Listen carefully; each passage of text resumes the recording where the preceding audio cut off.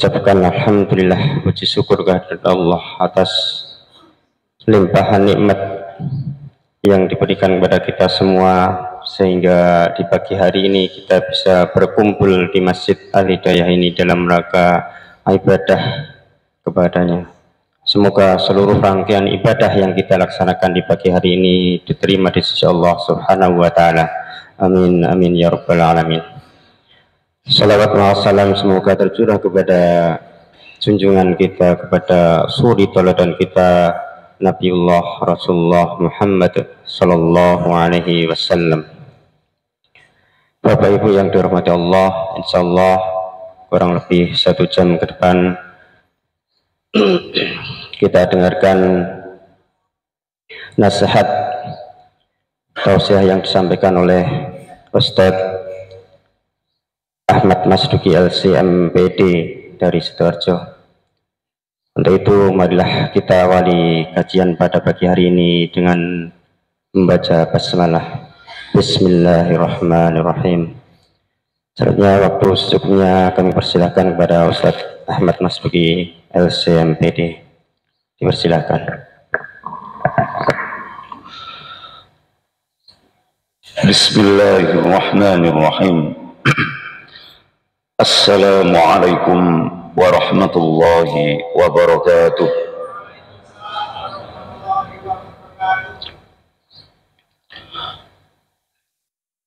Alhamdulillahi rabbil alamin. As-sami'ul alim, al-ghafurur rahim, al-qawiyul matin, al-azizul jabbarul mutakabbir, alladzi lam yattakhidh walada wa lam yakul lahu syarikun fil mulk wa lam yakul lahu waliyyun minadh-dhul wa khalaqa kulla syai'in wa qaddarahu taqdira. Allahumma salli ala Muhammad wa ala ali Muhammad kama sallaita ala Ibrahim wa ala ali Ibrahim wa barik ala Muhammad wa ala ali Muhammad kama barakta ala Ibrahim wa ala ali Ibrahim fil alamin innaka Hamidum Majid. Subhanak la ilma lana illa ma 'allamtana innaka antal alimul hakim. Rabbi shrah li sadri wa yassir li amri wahlul 'uqdatam min lisani yafqahu qawli. Jamaah salat subuh Masjid Al-Hidayah yang dimuliakan oleh Allah Subhanahu wa Ta'ala, sebelum kita lebih lanjut pada pengajian kita pada pagi hari ini saya mohon dimaafkan karena pagi-pagi sudah bikin tidak mood orang sholat subuh. Jadi imam kok suaranya pas serik sekali.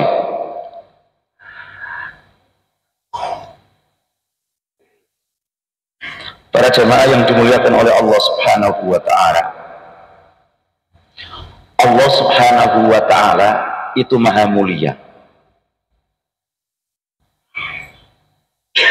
Artinya meskipun satu Mojokerto ini semua sholat subuh berjamaah, semua duduk untuk mengikuti kajian subuh, itu tidak akan menambah kemuliaan Allah Subhanahu wa Ta'ala. Dan sebaliknya, meskipun orang satu dunia ini tidak ada yang mau sholat subuh, tidak ada yang mau berinfak sekalipun, itu pun tidak akan mengurangi kemuliaan Allah Subhanahu wa Ta'ala. Jadi berdirinya kita ini untuk sholat,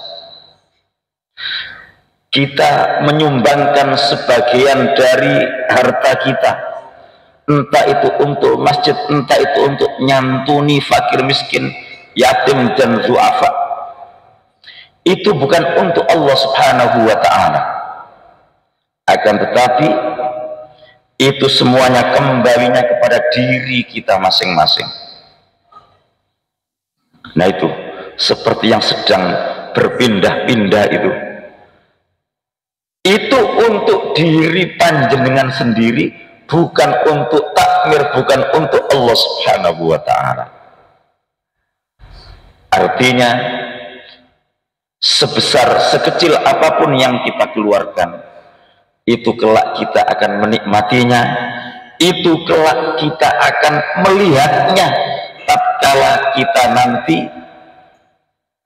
dalam keadaan detik-detik terakhir kematian kita ataupun sakaratul maut.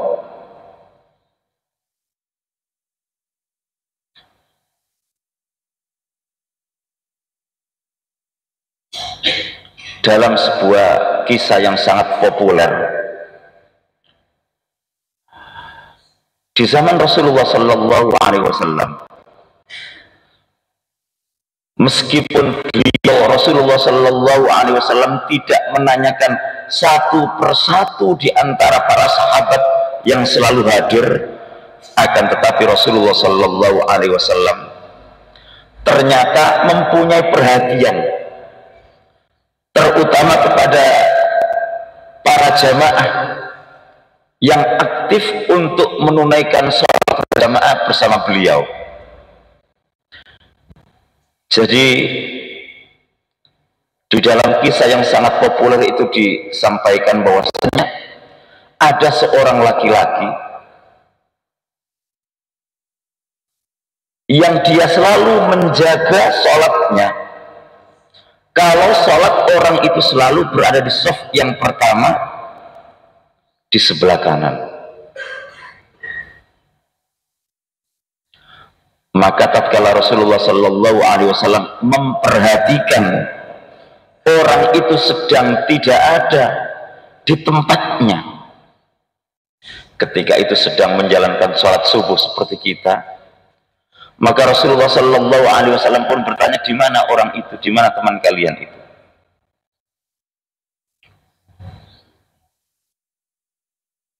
Mungkin masih dalam perjalanan ya Rasul. Ditunggulah oleh Rasulullah Sallallahu Alaihi Wasallam, sholat ditunda. Setelah ditunda beberapa waktu kok belum datang juga, akhirnya sholat pun disegerakan karena khawatir waktunya yang semakin pagi semakin siang.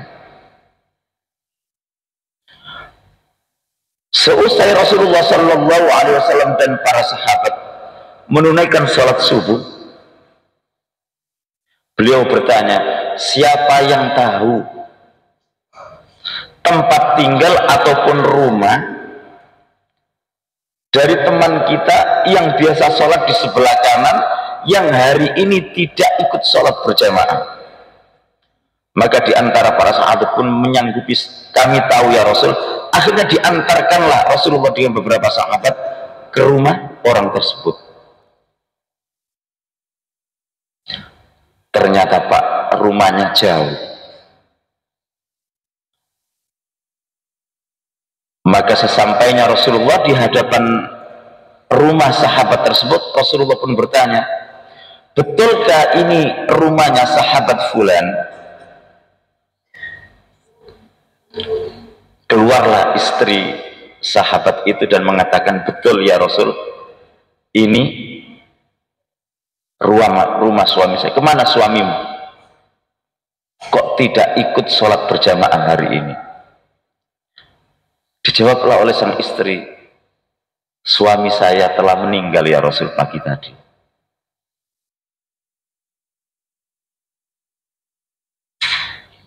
Maka para sahabat yang ada pun kaget dan mengucapkan istirja, innalillahi wa inna ilaihi raji'un. Kemudian sang istri bertanya, ya Rasul, namun ada beberapa hal yang ingin saya tanyakan yang tidak kami pahami, yang diucapkan oleh sang suami tatkala akan meninggal. Apa itu, kata Rasulullah? Maka sang istri pun menceritakan tatkala akan meninggal,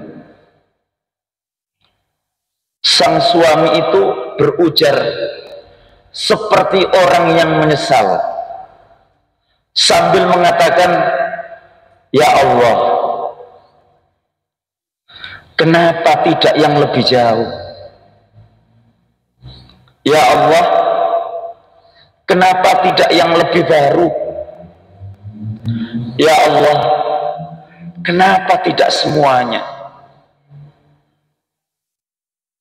Rasulullah Shallallahu Alaihi Wasallam pun tersenyum dan menerangkan apa yang diucapkan oleh sahabatnya yang meninggal barusan saja itu. Rasulullah tersenyum dan mengatakan, suamimu itu diperlihatkan amalan dia tatkala dia selalu menempuh jarak yang jauh untuk sholat berjamaah. Allah tampakkan amalan itu dan balasannya di detik-detik terakhir tatkala suamimu itu sakaratul maut. Artinya tatkala nampak bahwasannya pahalanya orang yang berangkat, berjalan ataupun menempuh jarak yang jauh, tatkala diperlihatkan besarnya pahalanya, maka orang yang dalam keadaan sekarat pun menjawab, ya Allah, kenapa tidak lebih jauh? Artinya kalau seandainya saja rumahku lebih jauh dari biasanya, maka pahala yang aku peroleh pun akan lebih besar, akan lebih indah.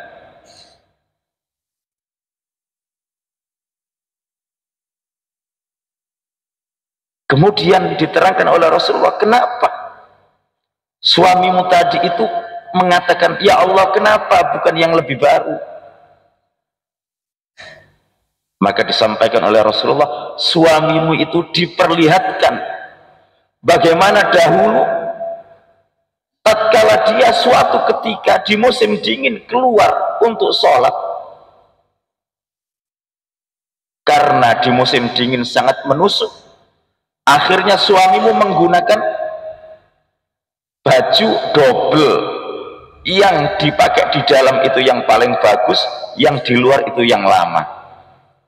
Maka tatkala di luar rumah dia mendapatkan ada laki-laki yang kedinginan, yang membutuhkan pakaian, dia mencopot bajunya yang paling luar dan dia tetap menggunakan pakaian yang dalam yang lebih baru untuk ke masjid. Maka tatkala Allah menampakkan bagaimana besarnya pahala, lantas suamimu mengatakan, ya Allah, kenapa tidak yang lebih baru? Kenapa tidak pakaian yang baru yang aku berikan kepada laki-laki itu? Artinya para jamaah yang dimuliakan oleh Allah Subhanahu wa ta'ala, tatkala seseorang dalam keadaan sakaratul maut, detik-detik terakhir nyawanya itu akan berpisah dari badannya, itu akan ditampakkan oleh Allah Subhanahu wa ta'ala segala amal perbuatan yang dia kerjakan di masa hidupnya.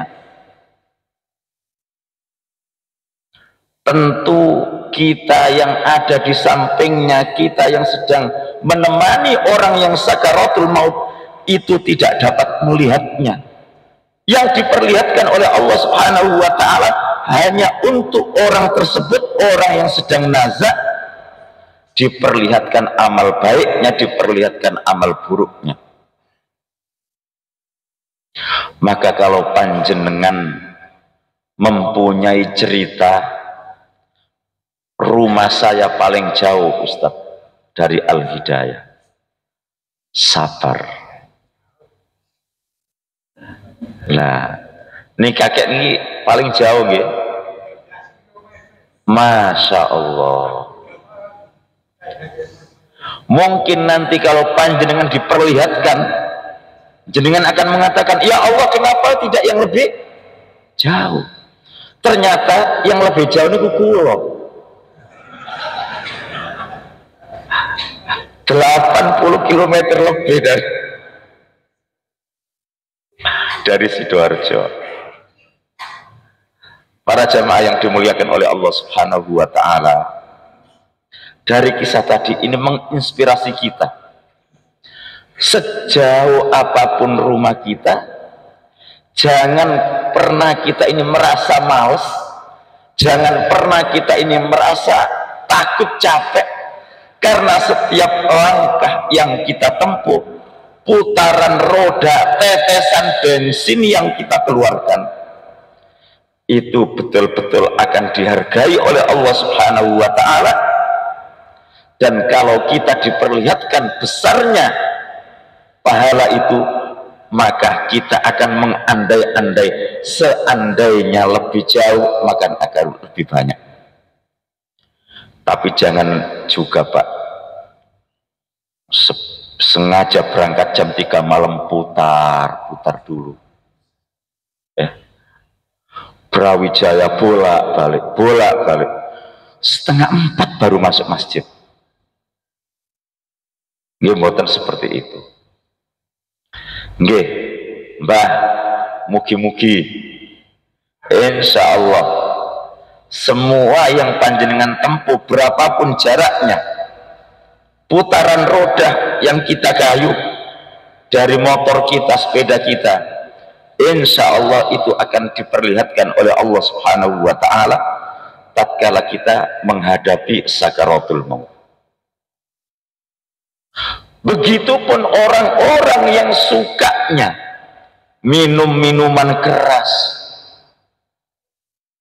orang yang sukanya menterlantarkan sholat, orang yang sukanya menterlantarkan orang tuanya, orang yang sukanya memakan haknya orang lain, orang yang sukanya memakan riba, itu pun akan diperlihatkan.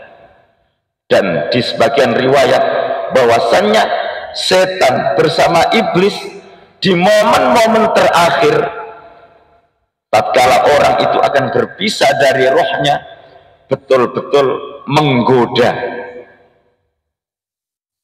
betul-betul menyamar seakan-akan mereka adalah penasihat yang terbaik, sehingga orang yang meninggal ini supaya meninggal dalam keadaan buruk. Sekarang ini lagi rame Pak, orang yang meninggal itu dilakban, ya. Ada diplomat muda yang akan ditugaskan di Finlandia, tapi ditemukan meninggal dalam keadaan mukanya terlilit lakban. Artinya tatkala seperti itu tentunya tidak ada yang menemani bagaimana dia tatkala sakaratul maut, apalagi kalau itu dibekam dengan zat kimia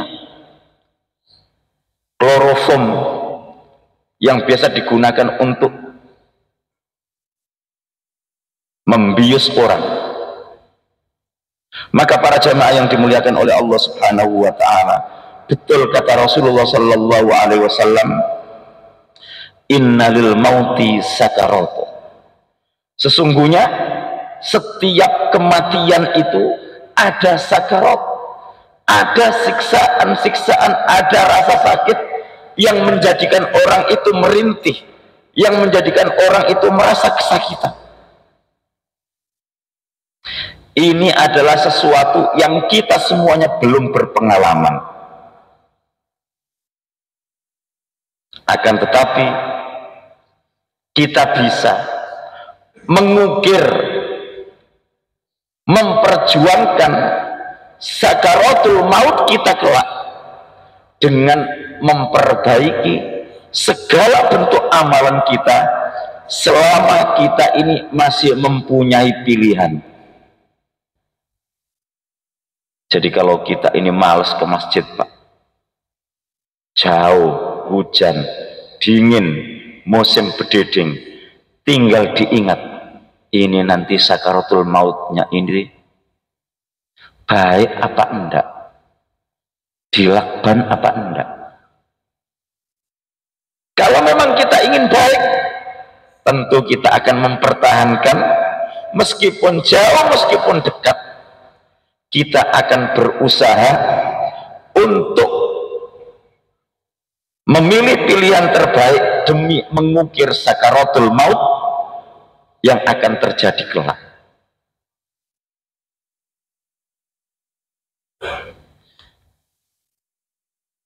Banyak di antara saudara-saudara kita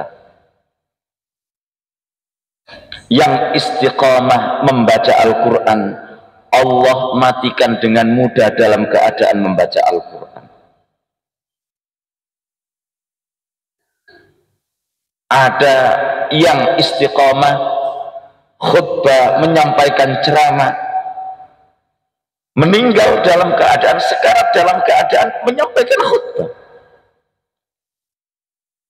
Mudah-mudahan kita berharap kepada Allah, kita yang mempunyai amalan-amalan yang kita sembunyikan, yang tahu itu hanya kita sama Allah, kita berharap tatkala kita meninggal dalam keadaan menunaikan amalan-amalan soleh yang amalan itu kita sembunyikan, yang tahu hanya kita sama Allah Subhanahu wa ta'ala. Allahumma amin.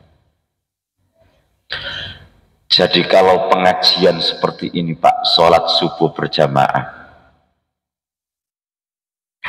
itu kan tidak bisa disembunyikan.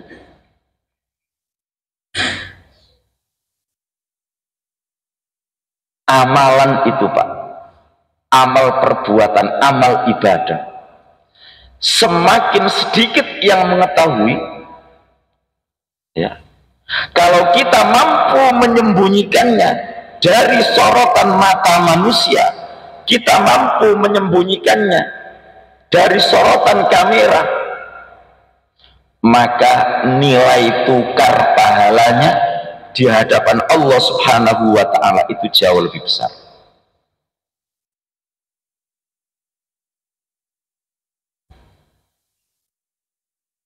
Jadi monggo di antara kita ini, monggo siapapun yang mau menyembunyikan amal solehnya,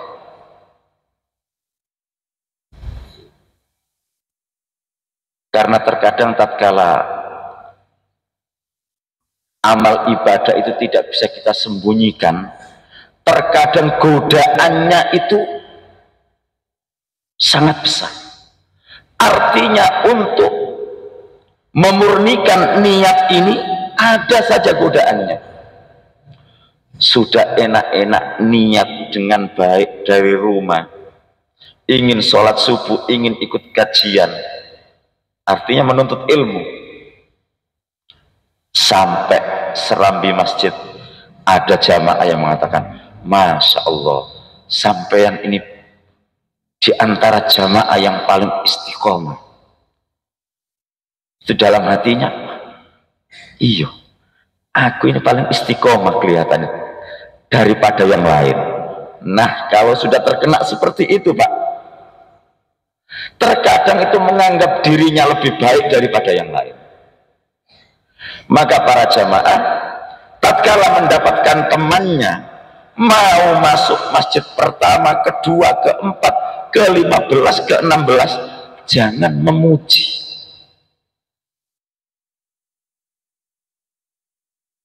Khawatir kalau kita memuji, justru itu yang merusak keikhlasan teman kita.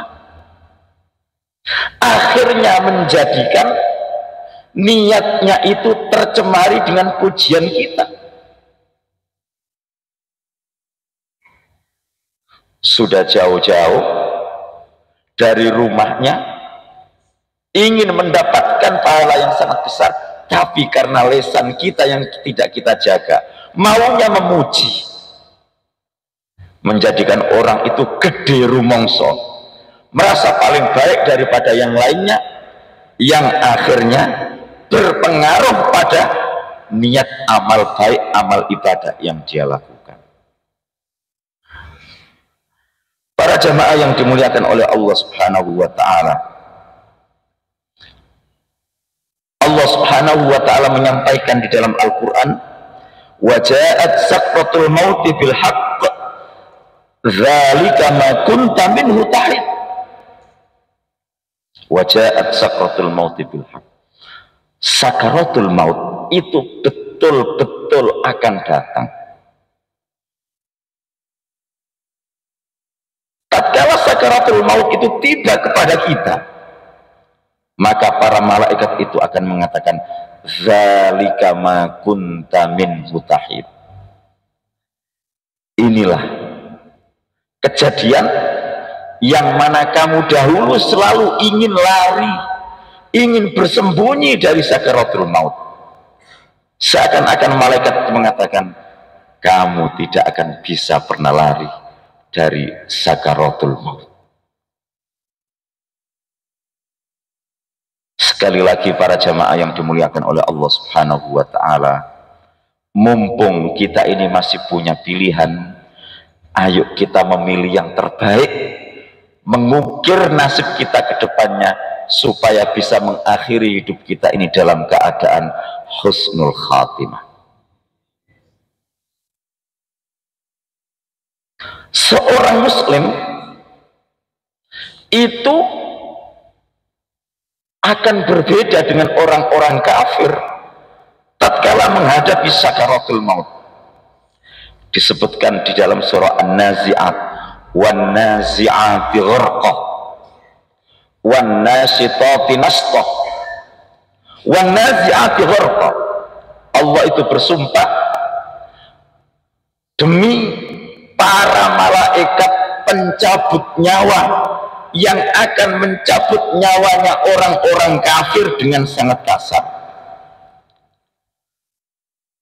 Di sini para ulama, para mufassir memberikan keterangan bahwasannya orang itu kalau tidak beriman, orang itu kalau kafir tidak mau beriman kepada Allah, maka yang datang kepadanya di detik-detik terakhir tatkala akan meninggal itu malaikat-malaikat yang berwajah bengis, malaikat-malaikat yang hitam wajahnya, yang akan mencabut mereka dengan sangat kasar. Ghorqah diibaratkan pencabutan kasar, diibaratkan di dalam sebuah riwayat itu kayak kawat yang bersayap yang ditarik sangat kencang dari tenunan benang yang masih basah. Tentunya itu akan banyak yang nyangkut, Pak. Jadi orang-orang yang kafir pasti datang para pencabut nyawa, malaikat pencabut nyawa itu rupanya hitam bengis dan akan mencabut dengan sangat kasar dan keras. Yang paling kecil di sini sinten? Ada yang paling kecil di antara para jamaah? Ayo, Mas. Siapa namanya itu?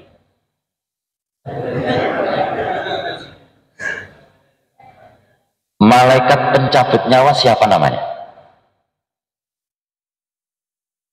Ayo, Sulaiman. Hah?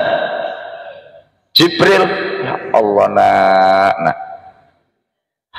Malaikat pencabut nyawa itu jangan dikira Israel itu nama satu malaikat, Pak. Israel itu nama korps ataupun satuan malaikat, kayak angkatan darat.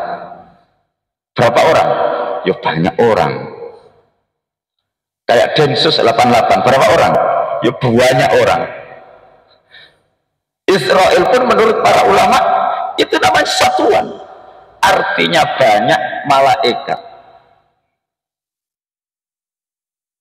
yang ditugaskan untuk mencabut. Dan sebaliknya, kalau yang ditarik itu adalah kaum muslimin, orang yang suka sholat berjamaah, orang yang suka berpuasa, orang yang suka menunaikan amalan soleh, wan nasyitati nashta, yang dikirim oleh Allah, yang ditugaskan adalah an-nasyitah, malaikat-malaikat pencabut nyawa, yang mereka malaikat-malaikat yang sangat sopan, wajahnya itu putih, dan tatkala mencabut nyawa diperintahkan untuk mencabut nyawa itu dengan lembut sekali. Bahkan di dalam sebuah riwayat disampaikan, ibaratnya seorang mukmin, orang mukmin yang meninggalnya masih bisa mempertahankan imannya, yang perbuatan di masa hidupnya itu lebih banyak kebaikannya, maka malaikat yang datang itu adalah malaikat yang berwajah putih, tampan, lembut. Dia akan mencabut nyawa dengan sangat lembut. Jadi sakaratul maut itu tidak perlu ditakuti. Seharusnya temanya tadi itu nikmatnya sakaratul maut. Jadi kalau kita ini suka sholat, istiqomah untuk sholat berjamaah, istiqomah menunaikan perintah Allah, istiqomah menjauhi larangan Allah, kita harus betul-betul yakin bahwasannya nyawa kita itu nanti akan dicabut dengan mudah, semudah kalau kita menarik rambut dari adonan roti yang masih basah. Itu kan ibu-ibu kan terkadang nggawe adonan donat, adonan lumpur itu kan gak kupluan, Pak. Ada rambut ditarik itu kan gampang. Saking lembutnya, diibaratkan menarik nyawa seorang mukmin yang baik itu kayak menarik rambut dari dalam adonan roti yang masih basah. Para jamaah yang dimuliakan oleh Allah Subhanahu wa ta'ala, ada di antara para sahabat itu Amr ibn al-As, yang mana tatkala ada orang sakit itu selalu datang, Pak, dan mengatakan, tolong nanti kamu ceritakan tatkala kamu sekarat. Jadi punya kemauan tapi ya unik. Ya tidak mungkin orang sekarat itu bisa bercerita. Suatu ketika tatkala dia dalam keadaan sakit, Amr ibn al-As dalam keadaan sakit, dan sakitnya parah, di hari di mana dia akan meninggal, datanglah anak beliau bertanya, wahai ayahku, sekarang ceritakan bagaimana orang menghadapi sakaratul maut itu. Maka kata Amr bin As menjawab tertatih-tatih, yang aku rasakan sekarang ini seakan gunung itu dihimpitkan di atas dadaku, dan aku ini bernapas dengan lubang yang sangat kecil di ujung jarum.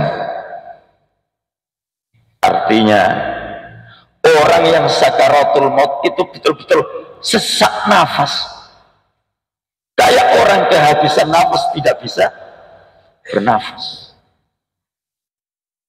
Jadi kalau Amr ibn al-As di antara sahabat Rasulullah Sallallahu Alaihi Wasallam itu merasakan seperti itu, kita berharap kepada Allah, mudah-mudahan Allah meringankan kita tatkala mengakhiri hidup kita nanti.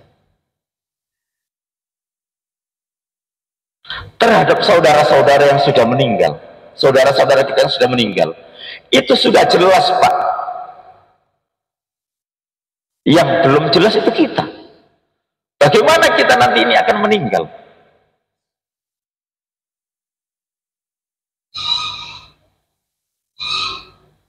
Makanya kata Rasulullah, lakinu mautakum la ilaha illallah.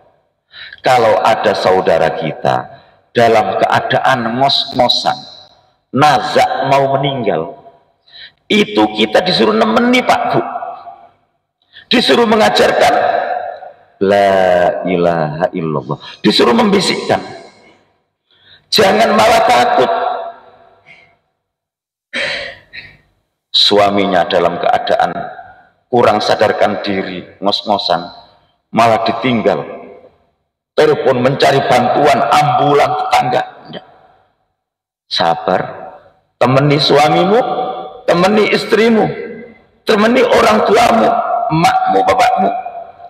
Pak, la ilaha illallah. Ya. Rasulullah memerintahkan Pak, la ilaha illallah.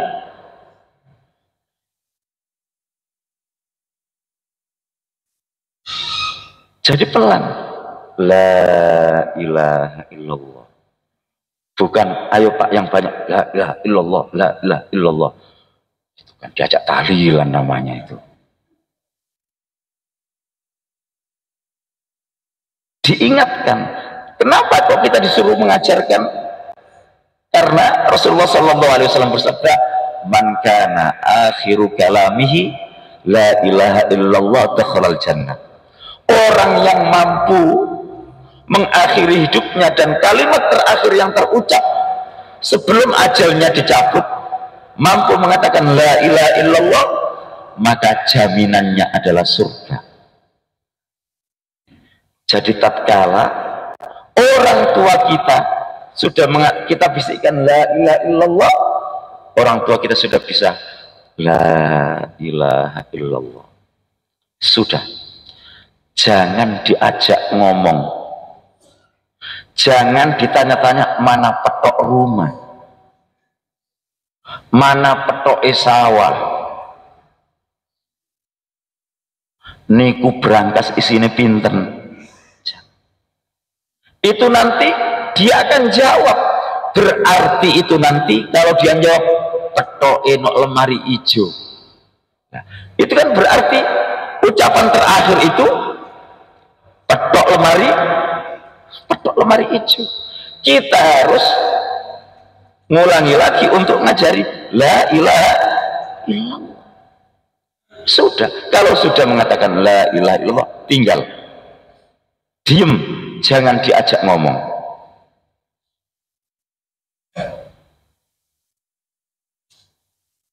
Dan biasanya Pak, kalau orang meninggal itu normal, kalau orang itu meninggal dalam keadaan penglihatan ataupun matanya itu melihat ke atas seperti ini.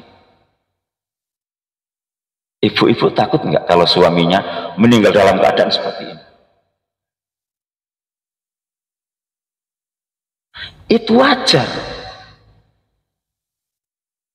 Jadi suatu ketika Rasulullah SAW itu dipanggil oleh beberapa sahabat untuk dibawa ke rumahnya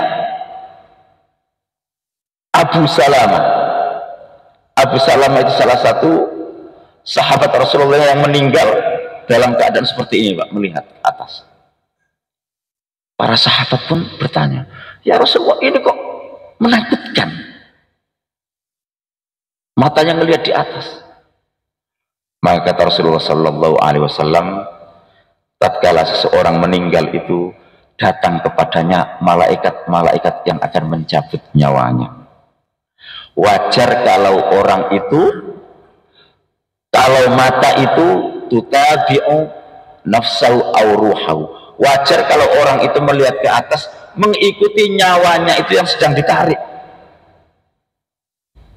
Maka tatkala orang itu sudah betul-betul meninggal, kita yang hidup disuruh untuk mengusap, untuk memejamkan matanya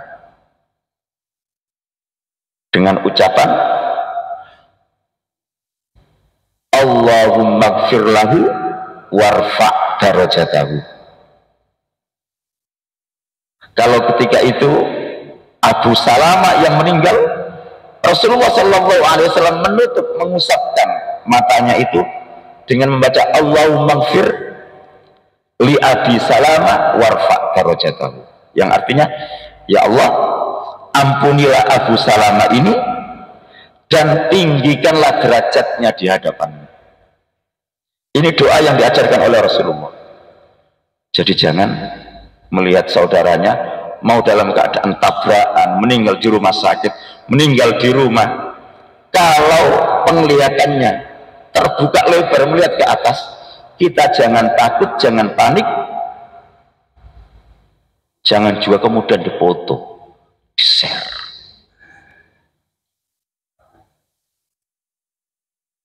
Itu tadi diusap. Boleh diawali dengan bismillah, tapi ada doanya, Allahumma gfir lahu warfa darajatahu, diusap. Kalau diusap masih tetap melihat, gimana Bu?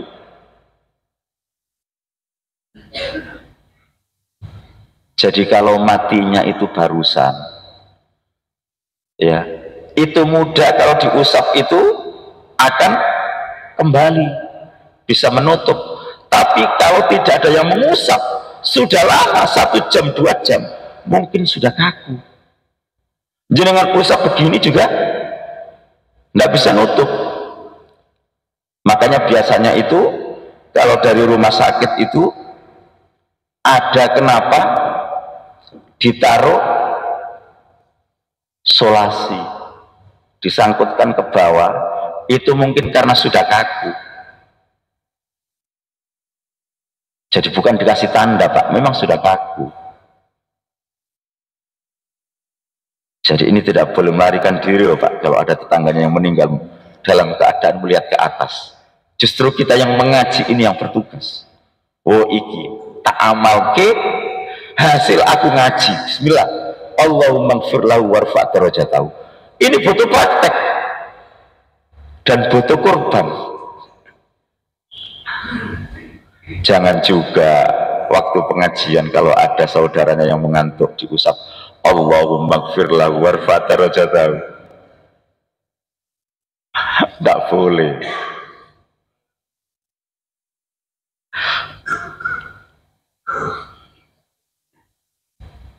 Di dalam sabda yang lain Rasulullah Shallallahu Alaihi Wasallam menyampaikan, mautul mu'min bi'arabil jadin. Di antara tanda meninggalnya seorang mukmin yang baik, kalau keningnya itu mengeluarkan keringat. Jadi Rasulullah Shallallahu Alaihi Wasallam itu tatkala meninggal ada keringat. Di mana? Di keningnya Pak. Abdullah ibnu Mas'ud tatkala meninggal, para sahabat yang memandikan itu belum mandi saja kelihatan bercucuran keringatnya. Mungkin kalau dalam bahasa kesehatan itu ya memperjuangkan menahan rasa sakit sampai keringetan. Tapi tidak bisa juga kita berwasiat nanti kalau bapak meninggal cipratono air, cek ketok keringetan. Tidak bisa seperti itu. Walaupun orang itu sudah latihan, pokoknya begitu malaikat datang, aku bakal mengatakan la ilaha illallah, la ilaha illallah. Itu tidak bisa, meskipun sudah hafal,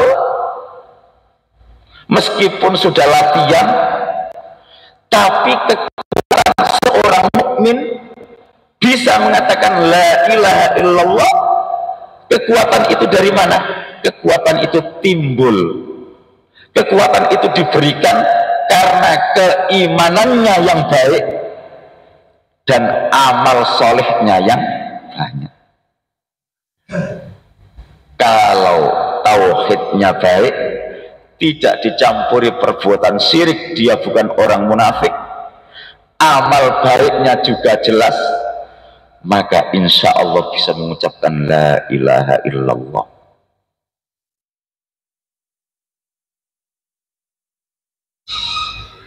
Ini akan kita alami sendiri-sendiri, Pak. Makanya kalau ada orang tua kita sudah sakit, nemen, nggak usah dibawa ke rumah sakit yang nantinya khawatir dimasukkan ke ICU. Saya tidak tahu prosedurnya rumah sakit Muhammadiyah, apakah di ICU itu boleh di antara keluarganya itu untuk menemani, mengajarkan, membimbing. La ilaha illallah. Ada yang pegawai rumah sakit di sini. Yang jelas kalau jenengan bawa orang tua dalam keadaan sangat kritis ke Siloam, rumah sakit non muslim, dimasukkan ke ICU, itu anaknya, keluarganya tidak boleh menemani. Bahkan di beberapa kasus justru di antara peraturannya, SOP-nya yang ada di rumah sakit itu, mereka menyuruh pendeta untuk mendatangi orang yang sudah dalam keadaan sekarat. Nah, kalau yang sekarat itu muslim, ya jangan sampai didatangi oleh pendeta. Itu akan berpengaruh besar bagaimana dia mengakhiri hidupnya itu.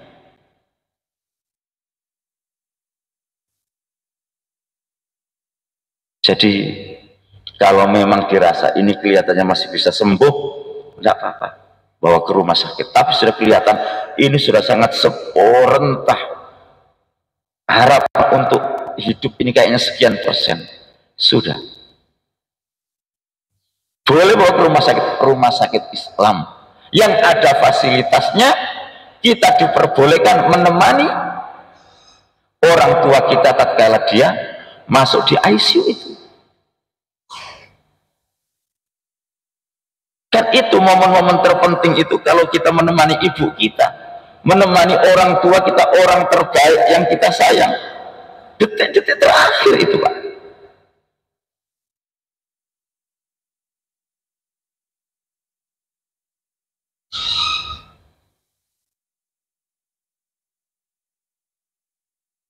Maka para jamaah yang dimuliakan oleh Allah Subhanahu wa ta'ala, kita ini tidak tahu kapan kita akan meninggal.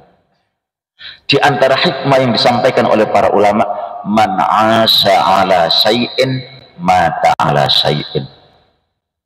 Barang siapa yang terbiasa melakukan sesuatu, maka kemungkinan besar dia akan meninggal dalam keadaan melakukan sesuatu itu.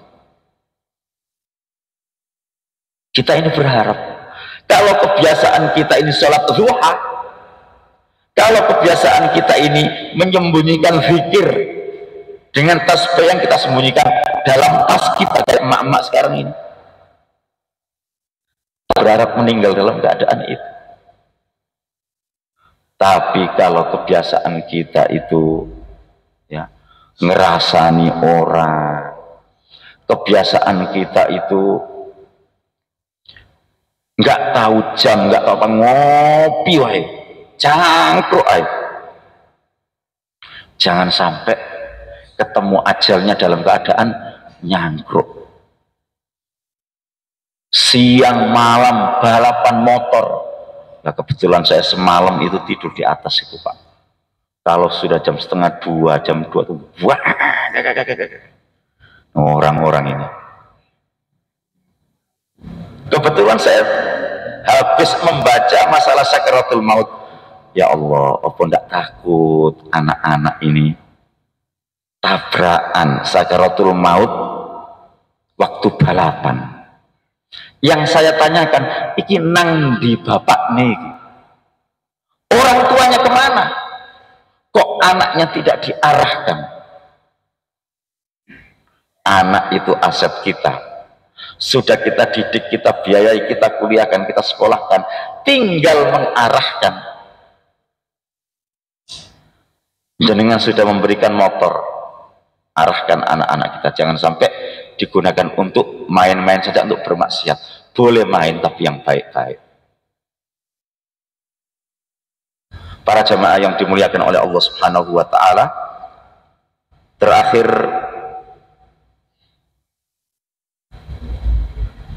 disampaikan oleh Rasulullah sallallahu alaihi wasallam, ma yajidu as-syahid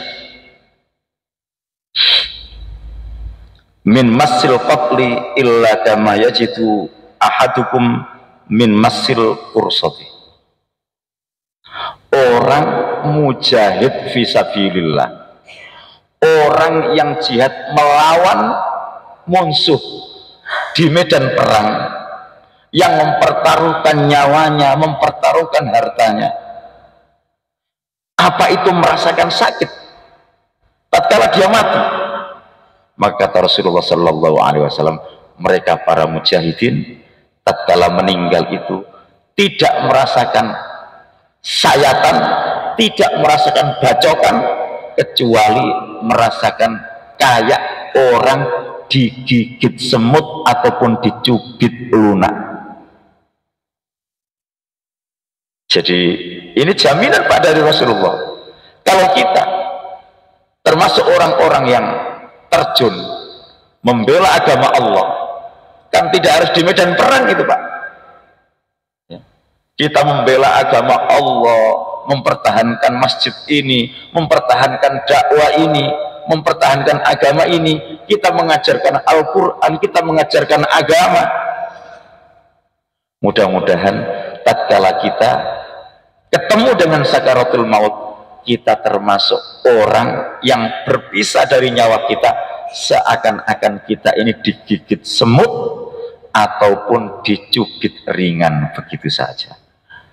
Mudah-mudahan yang sedikit ini ada manfaatnya, dapat kita jadikan renungan kita bersama, sehingga kelak kita ini bisa meninggal dalam keadaan mudah, dalam keadaan husnul khatimah. Sebelum kami tutup, monggo kalau ada pertanyaan yang ingin disampaikan.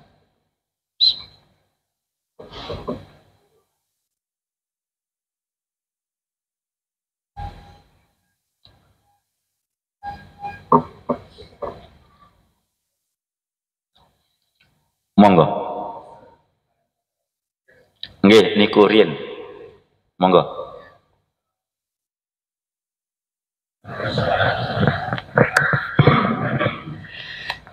Assalamualaikum warahmatullahi wabarakatuh. Waalaikumsalam warahmatullahi wabarakatuh. Dari paparan Ustadz tadi, kalau orang kritis, kalau bisa jangan dimasukkan ICU. Dari ini ada seorang alim, sholat, puasa, tapi ketika dia akan meninggal atau sakaratul maut, karena usaha keluarganya ingin dia supaya sembuh atau dia dimasukkan ke rumah sakit yang mahal, ya rumah sakit yang istimewa lah, khusus itu. Apakah ini nanti yang amalnya yang itu karena orang kalau sakaratul maut biasanya kan tidak sadar, apakah itu nanti bisa amalnya itu hapus, atau karena SOP-nya tadi kan didatangi pendeta tuh. Karena saya juga pernah dengar seorang pelacur itu akan masuk surga ketika memberi minum anjing. Itu hasil akhir itu. Yang maksud saya yang tadi itu orang yang alim, yang puasa, karena saudaranya ingin yang terbaik, tapi dimasukkan ke rumah sakit yang non muslim itu tadi. Terima kasih. Iya. Jadi segala amal itu, segala sesuatu kan tergantung akhirnya. Meskipun sejak awal orang itu sholat Allahu Akbar 4 rakaat khusyuk, tapi di rakaat terakhir sebelum salam duk, ya batal semuanya, harus mengulangi. Artinya sakaratul maut ini penting. yang saya sebutkan, man kana akhiru kalamihi la ilaha illallah dakhala jannah, orang yang kalimat terakhir tatkala dia meninggal la ilaha illallah jaminannya ke surga. Ini keutamaan. Artinya banyak juga orang muslim itu yang kalimat terakhirnya mungkin tidak mampu mengatakan la ilaha illallah, tapi tidak bisa kita vonis dia itu amal ibadahnya gugur, atau kita vonis meninggal dalam keadaan kafir ataupun nifak, tidak bisa. Yaitu tadi, tidak mendapatkan keutamaan, tidak mendapatkan jaminan. Kalau tadi kan dijamin, yang meninggalnya mampu terakhir mengatakan la ilaha illallah, jaminannya itu jannah. Jadi yo kasihan, sekaya apapun, sepinter apapun, segagah apapun, kalau dalam keadaan sakit, itu kan pilihannya itu di tangan yang sehat. Yang sakit ini manut Pak, tinggal disorong saja kok. Maka ikhtiar boleh kita maksimalkan. Di antara ikhtiar yang kita maksimalkan, ya, kalau memang mau sampai detik terakhir, cari rumah sakit yang mempunyai fasilitas, boleh anaknya, boleh istrinya untuk menemani ayah yang sedang sakit, istri yang sedang sakit, bapak yang sedang sakit, ibu yang sedang sakit, itu untuk ditemani dan boleh diajarkan. Kata siapa kalau sudah masuk ICU gak oleh ngajari? Nah, gue pendeta orang ngajari, itu SOP-nya dari mana? Maka kita ini tidak boleh ikut-ikutan. Kalau kita mempunyai rumah sakit, rubah SOP-nya. Ya, mudah-mudahan rumah sakit yang kita miliki ini memfasilitasi saudara atau 1-2 orang untuk mengawal orang yang sedang sekarat ini. Karena itu waktu yang sangat mahal. Jadi seperti itu. Ya, mudah-mudahan kalau orang baik, muslim, amal baiknya banyak, mudah-mudahan dia meskipun tidak mampu untuk mengatakan, tapi kesadarannya itu masih ada, sehingga mampu mengucap la ilaha illallah. Oke, pertanyaan selanjutnya.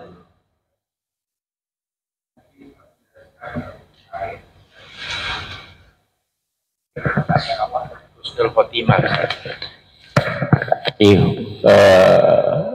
Tadi disampaikan, doa menutup muka tadi toh. Iya, berarti anak-anak yang doa dari anak-anak yang husnul khotimah, yang menyampaikan secara husnul khotimah.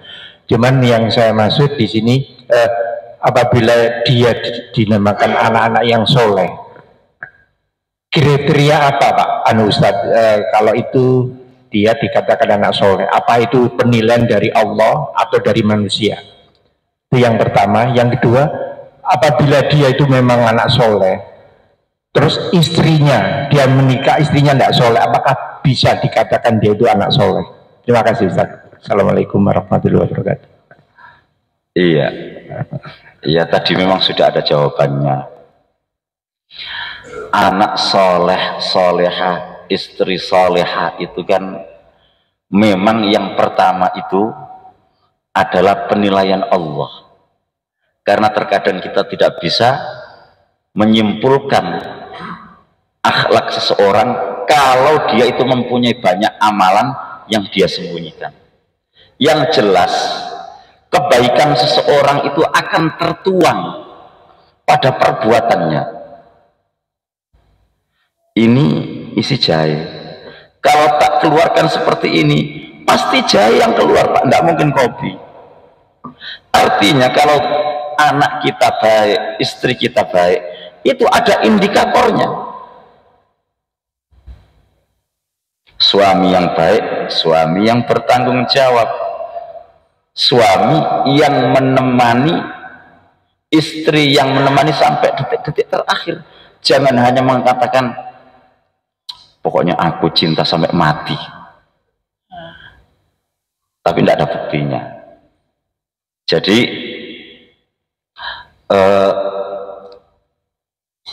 tatkala yang saya ceritakan tadi Abu Salamah itu meninggal, orang itu kan geger karena melihat Abu Salamah itu meninggal dalam keadaan melorot seperti ini ke atas.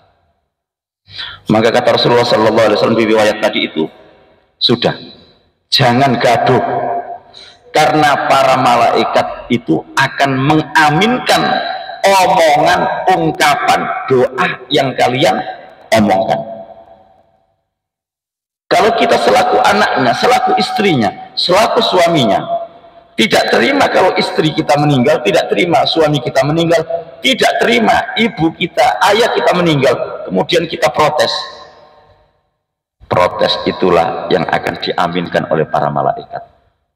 Makanya tatkala ada orang meninggal, kita yang berada di sekelilingnya, ucapkan yang baik-baik, doakan, ya Allah terimalah amalnya, ya Allah ampuni dosanya, ya Allah angkat derajatnya.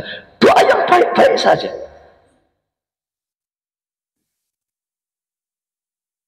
Anak yang soleh, istri yang soleha, itu tidak bisa sulatan ataupun dikirim ke SMA soleha misalkan, nggak bisa.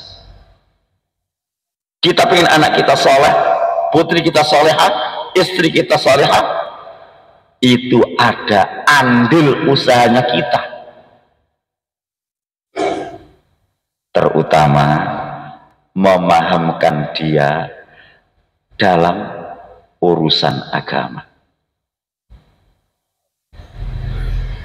Kalau anak itu kita pahamkan dari kecil tentang agama, dia akan tahu tanggung jawabnya, dia akan tahu bagaimana mendoakan orang tuanya, dia akan tahu bagaimana hal yang terbaik yang dia lakukan untuk orang tuanya. Nanti akan kita bikin sesi tersendiri bagaimana kita ini untuk membimbing anak kita supaya kelak dia mampu mengkondisikan kita dalam keadaan husnul khatimah, kemudian mendoakan kita tatkala kita ini sudah meninggal. Kita tutup kajian kita dengan kafaratul majlis. Subhanakallahumma wa bihamdika asyhadu an la ilaha illa anta astaghfiruka wa atubu ilaik. Syukron. Assalamualaikum warahmatullahi wabarakatuh.